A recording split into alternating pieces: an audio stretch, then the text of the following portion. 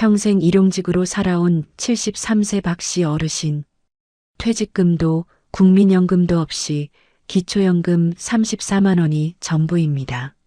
아내는 유방암으로 5년 전 세상을 떠났고 간병비로 5천만 원을 써버린 뒤 손에 남은 건 3천만 원과 24평 아파트 한 채뿐이었습니다. 그런데 아들은 말합니다. 아버지, 큰 집도 돈도 필요 없잖아요. 며느리는 말합니다. 손주 학원비 할아버지가 도와주셔야죠. 그 말을 들은 아버지는 그 자리에서 아무 말도 하지 못했습니다. 이 영상은 지금 이 순간에도 수많은 대한민국 노부모들이 겪고 있는 현실입니다. 끝까지 꼭 봐주세요. 이 채널에서는 여러분한테 진짜 현실 이야기만 드립니다. 좋은 영상 계속 만들 수 있도록 구독과 좋아요, 알림 설정까지 해주시면 이 할아버지 이야기처럼 여러분 마음에 오래 남는 영상으로 꼭 보답하겠습니다. 그럼 시작할게요. 박씨 어르신을 처음 만난 건 서울 외곽의 한 고시원 앞이었습니다.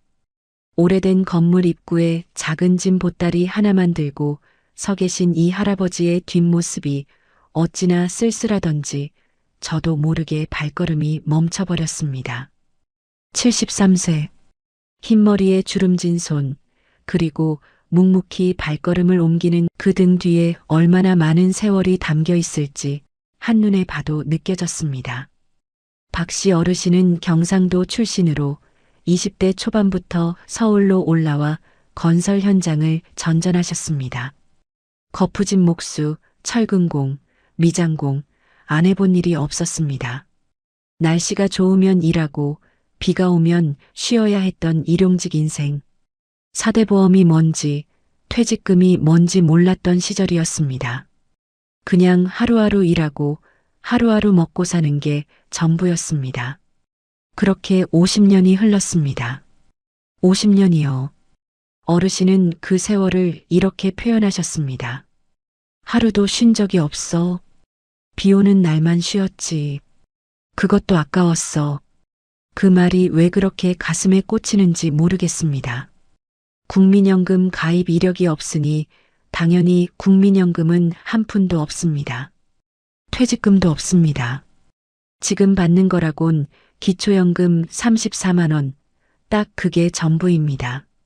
한 달에 34만 원. 서울에서 혼자 살아가는데 34만 원으로 뭘 할 수 있을까요? 공과금, 식비, 교통비, 병원비. 생각만 해도 숨이 막힙니다.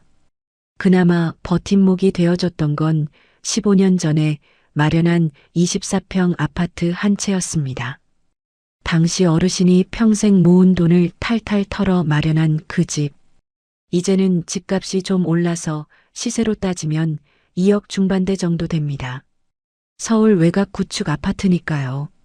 그리고 아내를 떠나보내고 나서 통장에 남은 돈 3천만 원.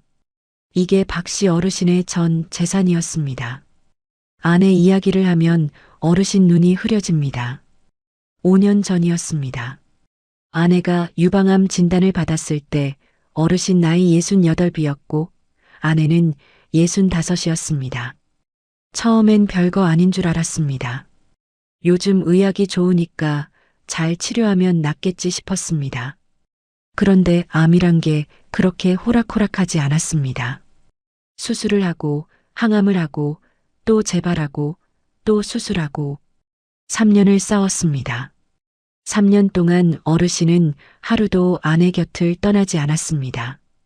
병원복도 의자에서 새우잠을 자고 링거줄을 바꿔달라고 간호사를 불렀습니다. 밥도 직접 떠먹여줬습니다. 내가 해줄 수 있는 게 그것밖에 없었어. 그냥 옆에 있어주는 것.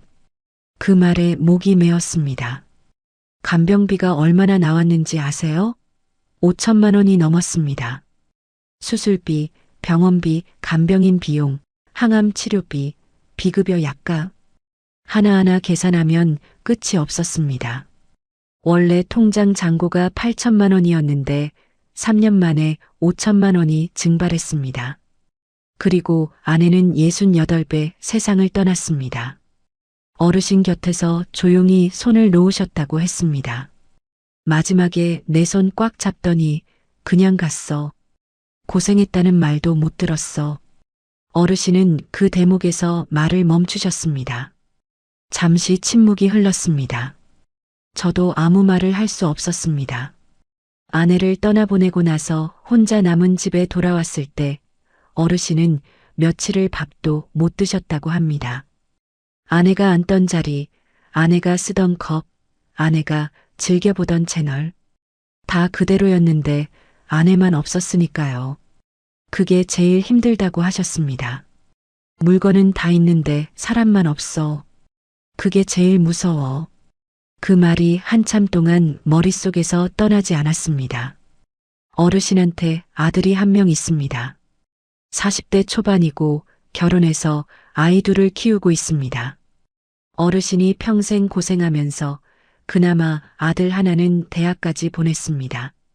현장에서 벌어 학비됐고 결혼할 때 일부 보태줬습니다. 그게 어르신한테는 자랑이었습니다. 아들이 잘 크는 게, 아들이 결혼해서 손주 낳고 사는 게 그게 제일 뿌듯했다고요. 그런데 아내 장례를 치르고 나서 한 달쯤 지났을 때 아들이 찾아왔습니다. 처음엔 그냥 안부 인사려니 했습니다. 오랜만에 얼굴 보러 온 줄 알았습니다. 그런데 아들이 꺼낸 말은 달랐습니다. 조심스럽게 근데 단호하게 이런 말을 꺼냈습니다. 아버지, 솔직히 말씀드릴게요. 아버지 이제 혼자 사시잖아요. 엄마도 안 계시고. 그런데 24평 아파트에 혼자 계시면 너무 크지 않아요? 저희도 애들 학교 때문에 학군 좋은 데로 이사 가고 싶은데 아버지 아파트 저희가 쓰면 안 될까요? 이왕 주실 거면 지금 빨리 주시면 좋겠어요. 이자도 갚아야 하고 저희도 지금 많이 힘들어요. 어르신은 그 말을 듣는 순간 귀가 멍했다고 합니다. 아내가 간지 한 달도 안 됐는데, 아직 아내 냄새가 집에 남아 있는데, 아들이 그 말을 꺼냈을 때 어르신 가슴 속에서 뭔가 와르르 무너지는 소리가 났다고 하셨습니다. 근데도 바로 화를 내지 못했습니다. 아들이 힘들다는데, 내 자식이 어렵다는데, 그냥 듣고만 계셨습니다. 며칠 후에 며느리도 왔습니다. 아들 혼자 오기 좀 그랬던 모양인지 이번엔 둘이 같이 왔습니다. 며느리는 좀 더 직접적이었습니다. 아버님, 손주들 학원비가 얼마나 비싼지 아세요? 요즘 영어, 수학, 피아노, 태권도 다 시키면 한 달에 150에서 200은 기본이에요. 다른 집 할아버지 할머니들은 다 손주들 봐주고 도와주시는데 아버님도 도와주실 수 있잖아요. 아버님 통장에도 좀 있으시잖아요. 어르신은 그 자리에서 아무 말도 못 하셨습니다. 며느리가 내 통장 잔고를 알고 있다는 것도 충격이었고, 그걸 이렇게 대놓고 말하는 것도 충격이었고, 아들이 옆에서 아무 말도 안 하고 가만히 있는 것도 충격이었습니다. 아버지가 아무 말을 못하자 아들이 한마디 더 덧붙였습니다. 아버지, 저희가 어렵다는 거 아시잖아요. 어차피 나중에 다 저한테 올 거잖아요. 지금 주시는 게 세금도 덜 나오고 저한테도 좋아요. 어차피 나중에 다 저한테 올 거잖아요. 이 말입니다. 이 말이 어르신 가슴에 박혔습니다. 아직 살아있는 아버지한테 아버지 재산을 어차피 자기 거라고 말하는 아들. 어르신은 그 순간 말문이 막혀버렸습니다. 입을 열려고 해도 목에서 소리가 안 났다고 하셨습니다. 그냥 눈물만 나왔다고요.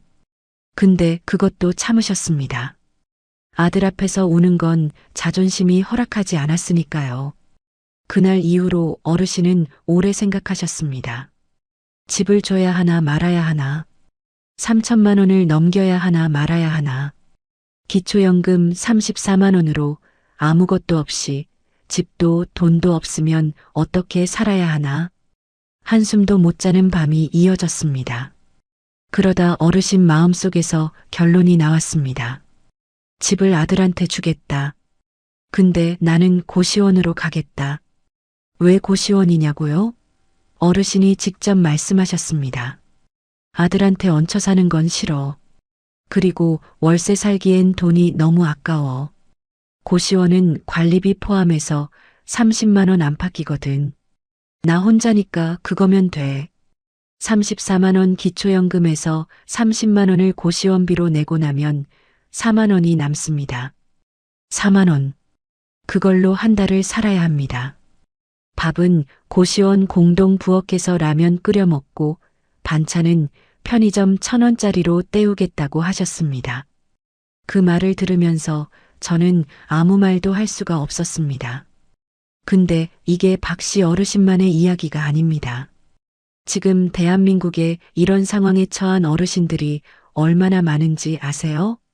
통계청 자료를 보면 65세 이상 노인 인구 중에서 국민연금을 받지 못하는 비율이 전체의 절반에 가깝습니다. 특히 건설 일용직이나 농업, 자영업으로 살아온 분들은 국민연금 사각지대에 놓인 경우가 굉장히 많습니다. 기초연금 수급자 수가 현재 700만 명을 넘어섰는데 이분들 대부분이 기초연금이 전부인 상황입니다. 32만 원에서 34만 원. 거기에 기초생활수급자까지 겹치면 조금 더 받기도 하지만 대부분은 그게 전부입니다. 서울 기준 방 한 칸 월세가 40만 원에서 50만 원인데 기초연금 34만 원으로 어디서 뭘 어떻게 살라는 건지. 이게 현실입니다. 그리고 또 하나. 부모한테 재산을 요구하는 자녀 문제.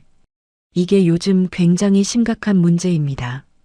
주위에서 흔히 들을 수 있는 이야기가 됐는데 왜 이런 일이 일어나는 걸까요? 전문가들은 이렇게 분석합니다. 집값과 교육비가 천정부지로 오르다 보니 3, 40대 자녀 세대가 자력으로 해결하기가 점점 어려워지고 있다는 겁니다. 서울 아파트 중위 가격이 이제 10억을 훌쩍 넘었고 아이 하나 사교육에 들어가는 돈이 월 150에서 200이 기본입니다. 그 압박을 이기지 못하고 부모한테 손을 내밀게 된다는 거죠. 근데 문제는 그 부모도 넉넉하지 않다는 겁니다. 자녀는 부모 재산을 넉넉하다고 생각하고 부모는 자신이 빈곤하다는 걸 알고 있는데 그 간극에서 갈등이 생기는 겁니다. 박씨 어르신 경우가 딱 그랬습니다. 아들 눈엔 아버지 24평 아파트가 커 보였을 겁니다. 통장에 3천만 원이 있다는 것도 어딘가에서 알게 됐고, 근데 어르신 입장에선 그게 전 재산입니다. 아내 간병비로 5천만 원을 쏟아붓고 남은 3천만 원. 앞으로 자신이 아프면 그게 전부입니다. 요양병원 한 달 입원비만 해도 150에서 200은 나옵니다. 3천만 원이면 1년 반이면 사라집니다. 그걸 아들한테 주고 나면 어르신한테 남는 건 기초연금 34만 원뿐입니다. 그 돈으로 병원도 가야 하고 밥도 먹어야 하고 약도 사야 합니다. 현실이 이렇다는 걸 아들과 며느리는 알고 있을까요? 제가 박씨 어르신이랑 이야기를 더 나눠봤더니 아들이 처음부터 나쁜 마음이었던 건 아닐 수도 있다는 생각도 들었습니다. 아들도 자기 가족을 지키려고 발버둥 치다 보니 그렇게 된 거겠지 싶기도 했습니다.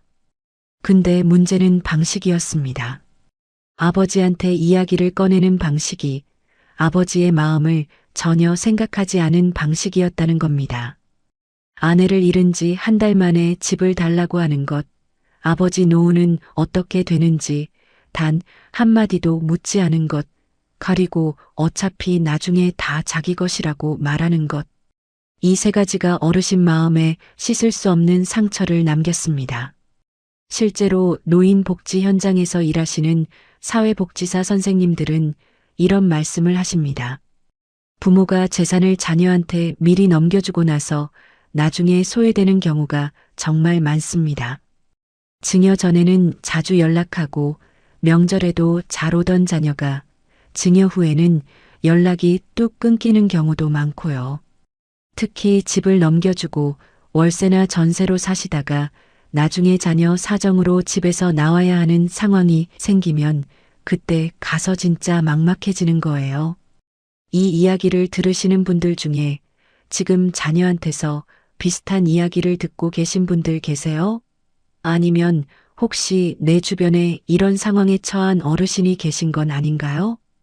박 씨 어르신이 고시원으로 이사 들어간 날 어르신은 짐을 딱 2개만 가져가셨습니다. 옷가지가 든 작은 캐리어 하나, 그리고 아내 사진이 담긴 액자 하나.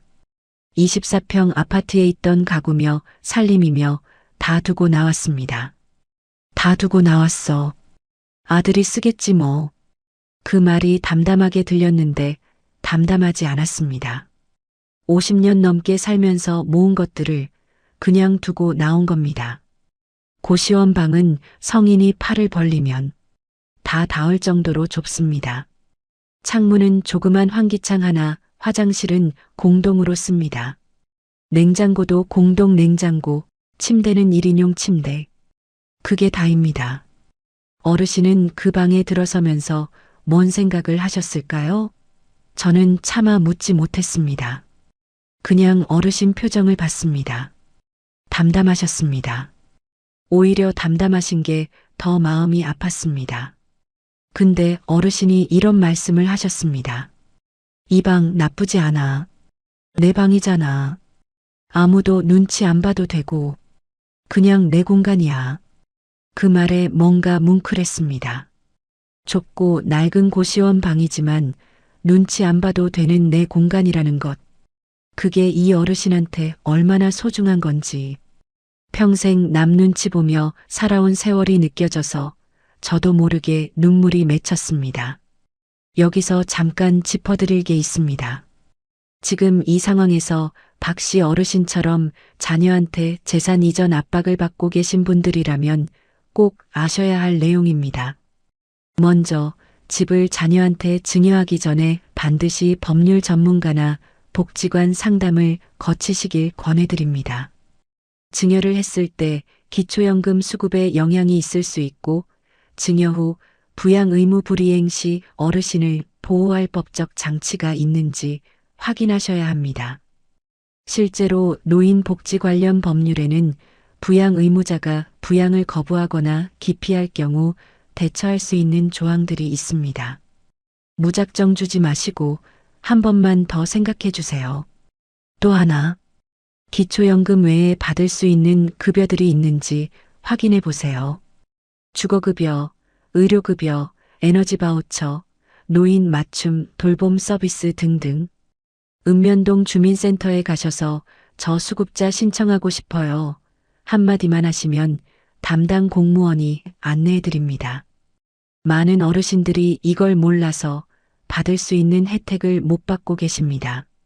챙겨 드시는 게 맞습니다. 박 씨 어르신한테 마지막으로 여쭤봤습니다. 아들한테 서운하지 않으시냐고요. 어르신은 잠깐 하늘을 바라보시더니 이렇게 말씀하셨습니다. 서운하지. 근데 어쩌겠어. 내 자식인데. 내가 못해줘서 그런 거지 뭐. 더 많이 해줬으면 그랬을까. 자식이 자신한테 그런 말을 했는데도 결국 자기 탓을 하시는 겁니다. 그게 부모입니다. 그게 부모 마음이라는 겁니다. 저는 그 말을 듣고 한동안 아무 말도 못했습니다. 지금 이 영상을 보고 계신 분들 중에 부모님을 모시고 계신 분들도 계실 거고 자녀한테 뭔가를 요구받고 계신 분들도 계실 겁니다. 그리고 어쩌면 아들 입장에서 이 영상을 보고 계신 분들도 있을지 모릅니다. 저는 누굴 비난하고 싶은 게 아닙니다. 아들이 나쁜 놈이다. 며느리가 나쁜 놈이다. 그런 말하고 싶은 게 아닙니다. 다만 이것만큼은 꼭 기억해 주셨으면 합니다. 부모의 노후는 부모가 지켜야 한다는 것. 자녀한테 줄 수 있을 때 주는 게 좋은 일이지만 내 노후가 흔들릴 정도로 주는 건 결코 현명한 일이 아니라는 것. 대한민국에서 65세 이상 어르신이 스스로 부양비를 충당할 수 없어서 자녀에게 의존하게 되는 비율이 얼마나 되는지 아세요? 절반이 넘습니다. 절반. 그리고 그 중에서 자녀로부터 제대로 된 경제적 지원을 받고 있는 비율은 훨씬 낮습니다. 결국 버티지 못하고 기초생활수급자로 떨어지거나 요양원으로 가거나 아니면 아무도 없이 혼자 버티는 겁니다. 박 씨 어르신도 지금 그렇게 버티고 계십니다. 34만 원 기초연금으로 고시원 월세 30만 원 내고 나면 남는 4만 원. 그 돈으로 라면 사고 반찬 사면 사실상 빈탈입니다. 그래도 어르신은 웃으셨습니다. 그래도 여기서 죽지는 않겠지. 밥은 먹고 있으니까. 그 웃음이 그렇게 슬플 수가 없었습니다. 한 가지 더 말씀드리고 싶은 게 있습니다. 요즘 고시원에 어르신들이 많이 늘었다는 거 아세요? 최근 서울시 조사에 따르면 고시원 거주자 중 60세 이상 어르신의 비중이 계속해서 늘고 있습니다. 단순히 가난해서가 아니라 박 씨 어르신처럼 여러 가지 사정으로 집을 떠나서 혼자 살아야 하는 분들이 많아지고 있는 겁니다. 복지 사각지대에 있는 분들, 가족과의 갈등으로 어쩔 수 없이 떠난 분들, 배우자를 잃고 혼자 남겨진 분들, 그 공간에 이분들이 모여 계십니다. 어르신이 고시원에서 며칠 지내시고 나서 저한테 문자를 한 통 보내주셨습니다. 오래되고 낡은 핸드폰 글씨체로 띄어쓰기도 틀리고 맞춤법도 좀 틀렸지만 그대로 읽어드리겠습니다. 선생님, 나 여기서 잘 있어요. 옆방 할아버지랑 어제 라면 같이 먹었어요. 아내 생각 많이 나네요. 그래도 여기서 새로 시작하면 되겠죠. 고맙습니다. 이 짧은 문자 보면서 저는 한참을 가만히 있었습니다. 73세에 새로 시작한다는 그 말. 얼마나 강한 분인지, 얼마나 외로우신지, 저는 이 영상을 보시는 분들한테 부탁드리고 싶습니다. 지금 옆에 계신 부모님한테 전화 한 통 드려보세요. 안부 문자 한 통만 보내드려도 됩니다. 어떻게 지내세요? 밥은 드셨어요? 그 한마디가 어르신들한테 얼마나 큰 힘이 되는지 모릅니다. 우리가 바빠서 힘들어서 자꾸 미루게 되는 그 전화 한 통이 어르신들한테는 오늘 하루를 버티게 해주는 이유가 될 수 있습니다. 그리고 이 영상을 보시는 분들 중에 50대, 60대 분들도 계실 겁니다. 아직 여유 있을 때 내 노후 자산을 어떻게 지킬지, 자녀한테 줄 게 있다면 어떻게 줄지 미리미리 계획해 두시는 게 중요합니다. 증여는 빠를수록 좋다는 말이 있지만 내 생활이 흔들릴 정도로 주는 건 절대 안 됩니다. 노후 최저 생활비를 먼저 확보하고 그 이후에 남는 게 있을 때 주는 게 맞습니다. 전문가들은 이렇게 말합니다. 노후에 필요한 최저 생활비를 월 최소 150만 원으로 잡으면 25년치 생활비는 4억 5천만 원입니다.